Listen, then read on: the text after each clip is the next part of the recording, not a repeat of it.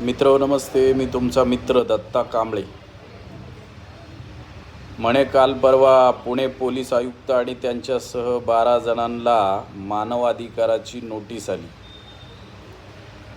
आणि त्यांनी संबंधित पोलिसी हद्दीमध्ये अनेक भागांमध्ये दहशत माजवणाऱ्या, गुंडगिरी करणाऱ्या, महिला मुलींची सार्वजनिक ठिकाणी छेडछाड करणाऱ्या, चोरी करणाऱ्या, दरोडे टाकणाऱ्या, ज्येष्ठांना मारहाण करणाऱ्या गुंड प्रवृत्तीच्या पोरांची धिंड काढली आणि त्यांना तिथं चोपलं म्हणून मानव अधिकाराकडे तक्रार दाखल झाली आणि मानव अधिकाराच्या मार्फत त्यांना नोटीस आल्या।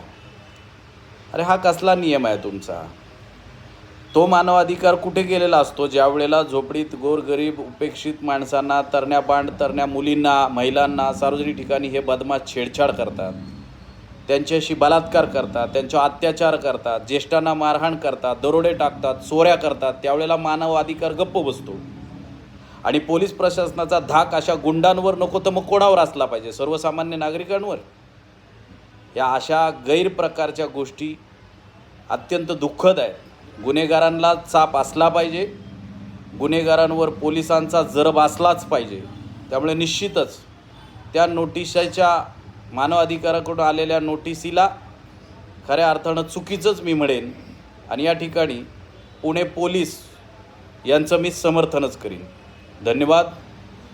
जय हिंद, जय महाराष्ट्र।